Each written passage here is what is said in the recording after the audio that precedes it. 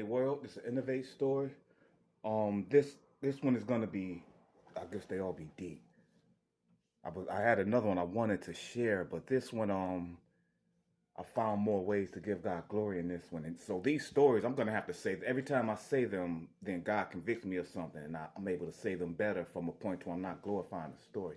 And I need to stay mindful of the approach and the premise that I'm. The premise is like, look at God in your life. Look at the spiritual side of what we've been through in the streets.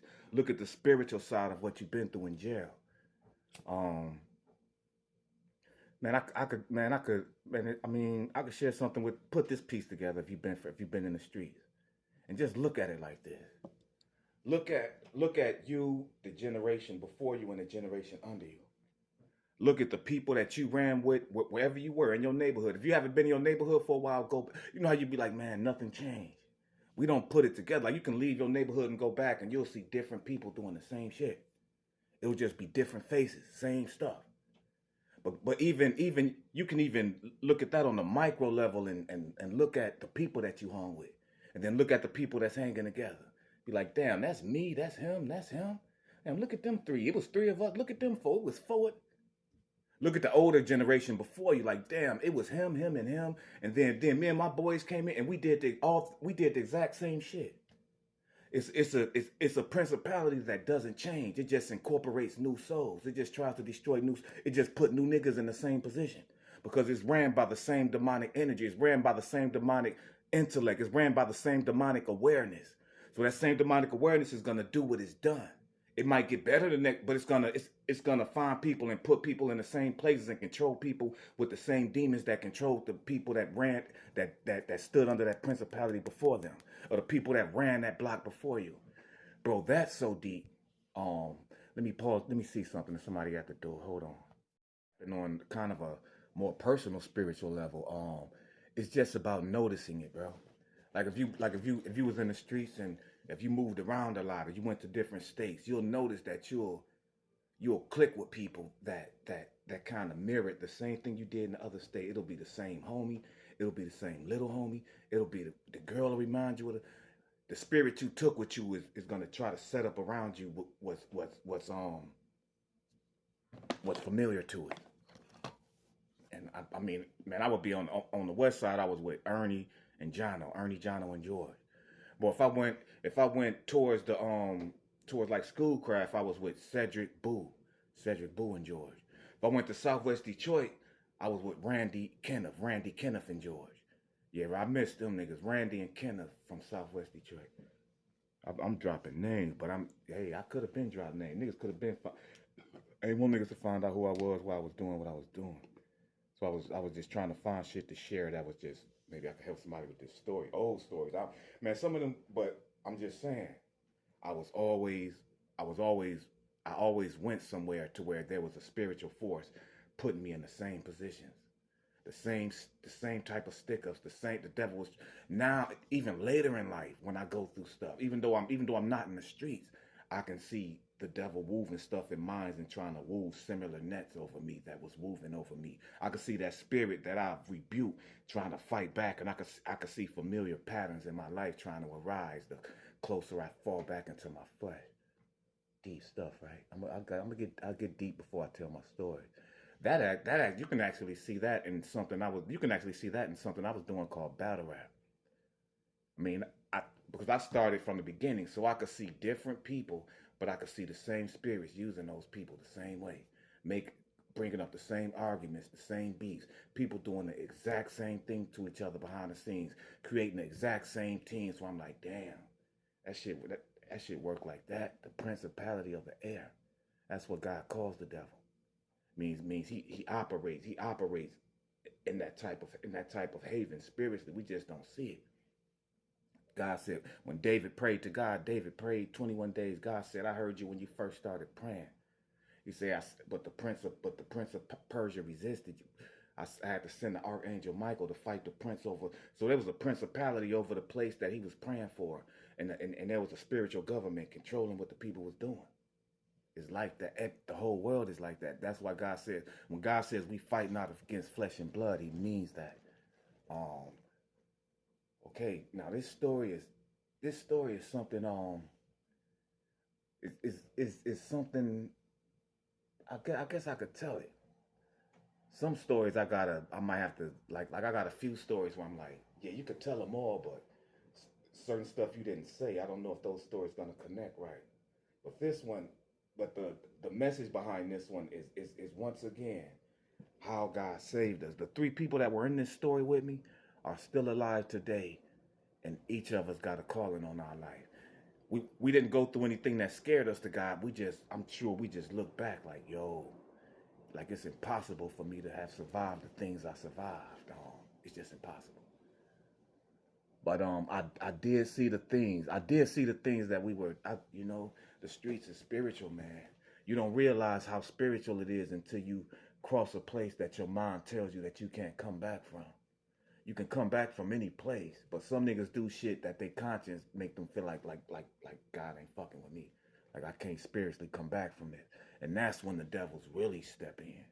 If you got a sense of God and you resisting the devil and you fighting in your flesh and you in the streets and you still seeking God and you not giving up, the devil's going to fall back because they know every time they show themselves, it's going to draw you closer to God. But if you completely get to a place where you like, I'm done, that's when they really going. And I hate to keep saying like I hung with killers and all this because, these dudes, man, most dudes were in this. I'll see niggas go in the street and bust their guns and you'll think they're the worst piece of crap in the world. They'll go home and kiss their kids. Like some people just had the ability just not to fear the consequences of shit. Just broken. The world will call them psychopathic or whatever, but they niggas just broken from childhood and from experiences. Some people react different to experiences. Some people are more sensitive. That person might become more of a monster because the same shit you went through hurt him more. Yeah, man. But all three of these brothers are in God's heads, and man, we might be the only shucks, man. It's one of them I don't know about, and I'm not even gonna say his name in this video. I got a boy named Jono. I don't know how he's doing. I just said I'm not gonna say his name. I didn't, but I don't say. That's why I said Jono. I don't even call him by his name anyway. But sometimes I do stuff but that's what everybody know him by. Just so if y'all want to do your research, like man, go ahead. I don't really care no more. I know it's been 20 years. And most of my enemies are. That's what I was gonna say, man. It's only, man. I hate to look back on the people that we lost, and this started early, and I remember all of them, man. And this ties into what I'm saying about how I see the spiritual side of it. Like man, if somebody that knew us, that was close to us, really looked at this, they'll be like, oh snap! Like I never looked at it like that. Like man. Everybody that was close to me and Ernie got shot in the face. And people tried to, I remember a dude stuck a gun in, man, you know how many times somebody tried to shoot me in my face? Like, so it's the same spiritual demons doing the same shit over and over, bro, on the streets. You just gotta see, you gotta realize I'm not a demon. I'm a nigga that just don't give a fuck. Y'all niggas gotta stop calling yourselves demons, bro. That's invoking the shit. That's actually just voluntarily shielding yourself off from God. You know, just call it what it is, nigga. You don't want to know that demon hasn't even revealed itself to you yet. You a man with a human nature that just don't give a fuck. Call yourself a demon. God will let that. I mean, just the universe, or just the way spirit will let that demon, yeah, become you, and take over you, and have you somewhere you don't want to be for eternity. But man, it was like that with us, bro. All right, let's get into the story. Now this something I used to hate that we used to do, man. Cause we used to hustle, but we used to hang with the niggas that would, I don't know why. I mean, maybe I know niggas looked up to niggas, and we was young niggas, but they was a little older than us, and they were the stick up kids and the hitmen. I ain't gonna. I gotta stop saying. I don't know nothing about no other deep stuff that don't got no statute of limitations, but I'll say they were that. But we hung with them. What I was gonna say about the dude Rick, and how, before I go back to this, and how stuff can get spiritual, man, and how you don't realize how spiritual it is until you get to a place to where you can't come back from.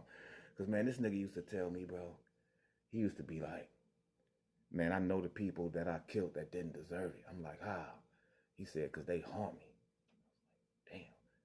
think I was about 19, 20. Nigga told me that shit. Sometimes I get the times mixed up between my ages and what happened, like when I first went to jail and then when I second. Or if I wasn't, I was about 14. I may have been about 14 when he told me that. That's when the real killers was out. That's when Tony Mobine was, and ain't gonna. That's when the real hitters was out. Gotta stop saying that word. You gotta say a word that if nigga end up in court, he could say, man, I don't mean that. He just called you a killer. No, he called me a stepper. That's when the real. That's why niggas do that. Cause niggas telling stories about niggas that's still alive. Tony Mobine been gone, man. God bless his soul. Even though nobody liked that nigga, man. That nigga used to rob me when I was 11 years old. If you from Detroit and you a real shotter, you know that name, boy. That nigga used to rob me when that nigga used to rob everybody, bro. He got shot at a club, and man, niggas jumped in their cars, and I remember them calling me and Ernie like, man, they just hit that nigga, cause we was always on alert of him. And like, man, they jumped in their cars and ran over him back and forth 10 times. God, that's why I say God bless anybody's soul, cause God can have mercy on anybody. But we was hanging with this dude named Skeet, this nigga named Tone. I'm like, if y'all gonna do that to me, I'm gonna tell my story, nigga. I might tell the story of what. No, I can't tell that. Maybe I will later. But my boy didn't know I did something back to them after that. But it wasn't murderous, but I damn sure tried. That's why God was merciful to me. That's why I say about that murder shit again, yo.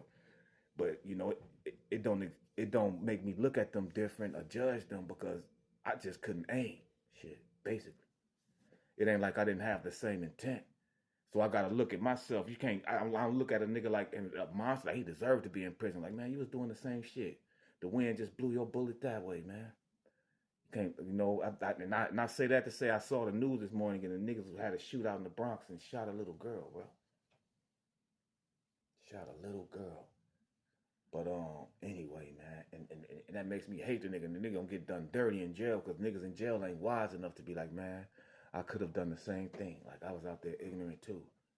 But so let's go back, man. So we hanging with these niggas, bro. And I ain't like hanging with this niggas. Damn, can I say this? I guess I can, because they killed the dog. That's crazy. But this the internet. If I expect, and it's just a blueprint for something else. I don't think if I expect, I'm not doing this just to not reach nobody. If I expect to reach thousands, I gotta tell the raw truth. You just be like, damn, I can't make that up. But I can relate to what he's saying. I didn't even see life like that. Then you can look back in your life and be like, oh, like the devil real, like God gotta be real. Or you're gonna look back at your life and say, oh, God is real. My point is to make you be like both. Like God is real. And I tell stuff that, and I need to insinuate and stress that more, the points more. Because the last story I told when I was in the basement, I ain't really stressed, bro. This nigga, remember I told you, if you got to go back and look at it, but remember I said when they was robbing the house, one nigga was at the fuse box without a mask on. But another nigga came in with a mask on and cut the light on. And I'm right behind him to where he can touch me if he wanted to. And I'm holding a lampshade like this. And all he got to do is look at me. And he cut the light on with the mask on. And when he was looking, before he got to me, they was like 5-0. They had a signal to leave. That's what we called the police in Detroit, 5-0. Because when he was saying 5-0, I could hear people running down the steps. I could hear people running out the house. So the nigga just turned and they both left. I was in shock. Like it felt like I died and God put me back in the same place. That's how traumatized I was. That's how I rationalized it. I've been so traumatized that I remember I got into, man, death will fuck you up. I remember some shit happened, man, and I went to jail, and in that cell, I was thinking like, man, the cops gonna kill me, bro. Facts. So man, we hanging with this nigga. I don't, that's why I don't go that deep. I could go deeper, bro. I'm just not yet. You'll be like, man, that nigga been through some shit. I see why he was acting like that. Trying to forget that shit. I'll drink until I don't know what's going on. If I drink, I just can't drink. I'm like that, like bad bug, man. But so we hanging with this dude, bro. I'm gonna stick with the story because there's other stuff that I knew about him, but I ain't gonna go too deep.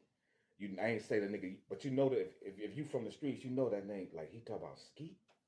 Like he knew niggas like that. Like so we hanging with this nigga, man.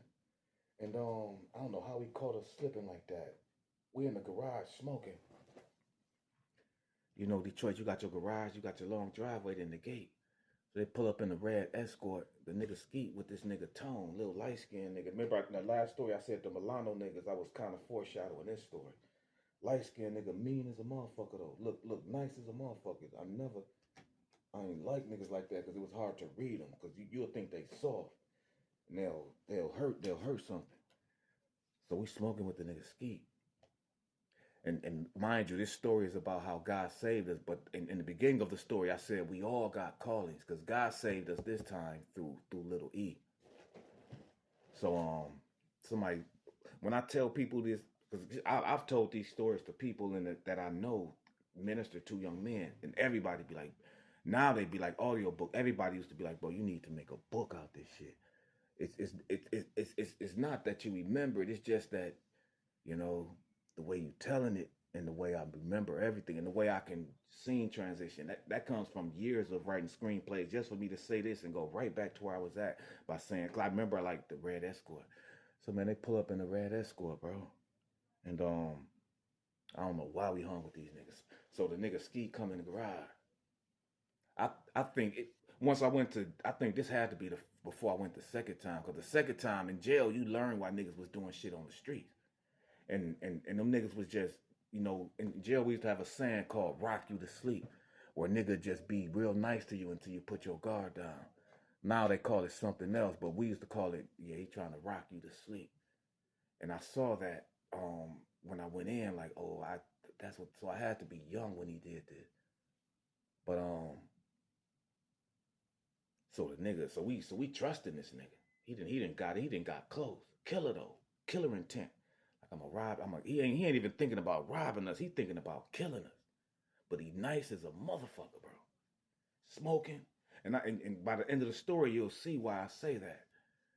So this nigga, the other nigga, I'm gonna stop saying their names so y'all already got that part. I capitalized that. You only do that once in the screenplay. The first time you say a person's name, you capitalize it. The rest of the time, you just capitalize the first letter. I'm gonna teach you screenplay writing as I tell my stories also. Um, but man, so this nigga come. I'll just say, I'm saying nicknames. That's all I ever say. He like, E, my boy want to use the bathroom. I'm gonna call the other nigga T. Like my boy T one. I'm gonna call that nigga Yellow. But I got into it with him again after that. E don't even know about this shit. We got into a shootout after that.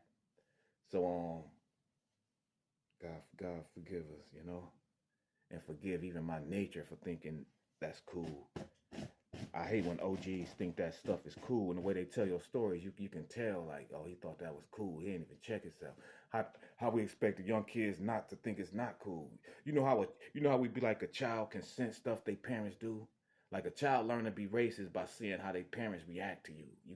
You can jump at a black person and that white child look at you like, oh, he must be a threat. A child has an intuition to know who good and who bad. What makes you think an adult don't have that intuition, even though they not in touch with it, man? But let's go back to the story. So I went right back to the story, didn't I? He like, yo, my boy want to use the bathroom.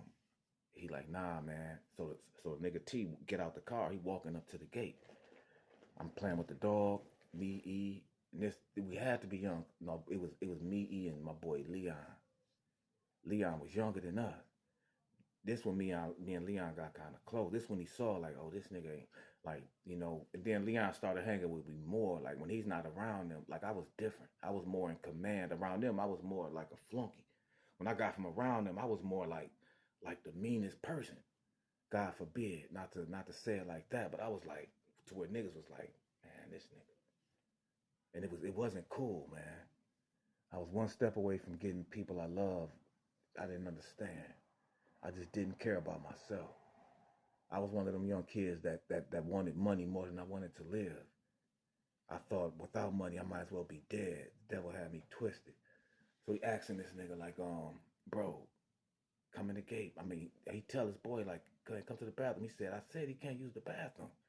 As soon as he opened the gate, the nigga Skeet pulled out his. He had a 32. The nigga Tone came with a big ass. He had to have a Luger. He had a Beretta or something. He had a, but it was a cock. Nigga had a big joint. We had funny guns back then, but I think he had the regular 9. That motherfucker just was huge. But these niggas tell us, man. I'm like, we look at each other like. I think he looked. I ain't gonna say I was telling him, but I used to always be like, man, but I ain't want to seem soft, like, man, like, why we hanging with these niggas? But then that's why I started hanging with them, and I'll be alone with him, like, man, but we gotta become like these niggas, or we gotta stop hanging with these niggas. Like, these niggas, like they don't give a fuck. So this nigga pulled the gun on us, bro. Me, Ernie, and Leon, everybody else going. He like, this nigga like, yo, where the money? Like, where the money, bro? So he laid me and L down in the back. The dog Bruno running around the yard. He laid me and L down in the back. The nigga Tone, with the nigga T watching us with that big ass gun. Big, stupid, sloppy looking gun. I'm like, I started to take that shit a couple times. I'm like, and they got that '09. So like that motherfucker jam, and it did. We hated that gun so much that we figured that the clip from that motherfucker would go into another gun. We took the clip from that gun and put it in like a Tech or a Mac. So these niggas lay us down. This nigga Ernie was he the one that saved us. He the one he was like, yo, I heard him in the house with him, like, man, we ain't keep money at that house. Like, where the motherfucking money? This nigga out there with us with the dog. And I heard him like, I got it at another house. I'll take you to it. He trying to call the other house. He like, I'll take you. I heard him in there talking. Cause the window was open. They was right in the kitchen. We on the patio. So this nigga checking Leon's pockets. Then he come to me. Now I was very close to the dog. When he checked my pockets, the dog attacked him and he shot the dog. And that's when his gun jammed. And I tried to grab it and he jumped back, jabbed it. He like, don't try it. And I looked at the younger dude. I was with Leon. He was only about 15, so we had to be about 18. So I did get out when I was about 18, 7, because they dropped the law. So I guess I did 5 years first, from about 12 to 17. When I went through this shit, when I was 7, because this was before I went to jail. I went to jail at 19 to 21, then at 22 to 24. This is before I went. Because I would have peeped that, like, bro, this nigga was trying to rock us to sleep. So, the nigga shot the dog. The dog fell on me, bro. That's the only reason I didn't keep pursuing him, because the dog fell on me heavy as hell. Because I was already down. The dog fell on me. By the time I trying to get back, he was like, don't try it. So then me and Leon on the ground. The nigga come out and tell his boy, like, I'm about to take this nigga to get this money. Stay here with them until I call you. So I'm smart enough at that point to know, like, oh, they gonna kill us once they get the money. Like, they gonna kill him. And I knew Ernie. I knew he was smart. He knew that before he even said it. Like, they gonna try to kill us. Like, because they can't afford for me to tell who did this. So but he said, you stay here with them until I call you, and then I'm gonna finish with him. They had his plan so much. Then they had that shit planned to the T. That's why he gave him the bigger gun. Like, you're gonna have to control most people. But bro, they were so stupid, bro. I'm telling you, man. Remember my last story? I told you that I ain't really tell that story fully right, because the nigga that sold us the birds in that other story, when I was like, they came in the basement and found the 2 birds. Because this is gonna be on another channel. This is gonna be a book, bro.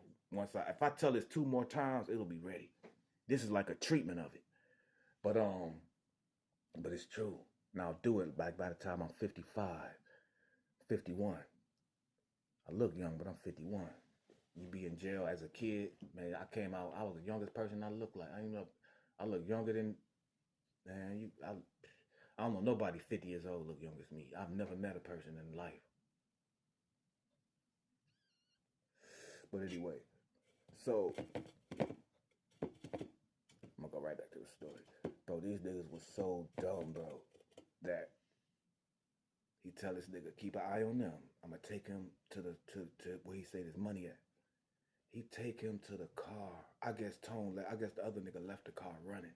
They never turned the car off when he came. I mean, they knew like they never turned it off. It was running in front of the house, and this nigga put him like, you gonna take me to this car. And I guess he was, cause man, when niggas do shit like that, bro, like what I was saying, man, the nigga that sold us the bird sent niggas back to get him. He just didn't tell niggas what it looked like, or he didn't tell niggas like it's gonna be like a baseball. He just said, I just gave him 2 keys, and them niggas didn't know them niggas didn't know the keys was in baseballs and it wasn't in the square. We had, but it was the nigga, bro. The nigga, it was E. Cause when I told him, so I think he put them in baseballs and wrapped baking soda up like kilos. He knew they was gonna do that. He had a feeling. I told him. And them niggas came and they actually took 2 kilos of baking soda and left 2 kilos of crack on the floor, of coke on the floor. So it was in a corner, man. Like one of them niggas just threw it, and they both was in a corner. I'm like, look at this shit. I'm looking up, his blood on the walls. When I'm looking I'm like, them niggas was dumb as hell. Like, niggas be killers, man. Niggas on the street, man. Man, when you look at these niggas that be doing this rap shit, those are the type of niggas they give deals with. Now, I ain't judging no nigga, but man, some of them niggas that be quick to kill, they just be stupid. They be dumb. They just don't have the intellect to have another way to resolve shit. Like, man, you see that, those are niggas I watch out for. Like, this nigga stupid. Like, he don't know another way to handle shit. If you take him there, you gonna have to hurt him. So this dumbass nigga told the nigga to get in the car. He put him in the driver's seat and walked around the car. Next thing I know, this nigga running in the back like, yo, we gotta go. He took the car. That's how we survived. They left. Me and Leon jumped. I'm like, come. We was landing. I'm like, nah, we gotta go. And the day before, I was doing B&Es on this whole block. So I knew a house to where I was like, bro, I went in this house, God forgive me. And God forgive me, I used to do terrible stuff. And when I was in the house and they had the thing plugged in to where their lights was on the timer. Now I was like, I'm gonna go back there. No, I think I was window shopping and I saw the timers on the lights. And I was like, I'm gonna go back there at night. So we kicked in that door. We chilled in there. Then I was like, yo, man, we gotta go make sure he okay. We ran back and he came walking back. I don't know where he left that car. I never even asked him that. Like, how you get back? He came running back and we did what after that. What did we do after? Do I even remember? Or was I much in shock? I remember I buried the dog.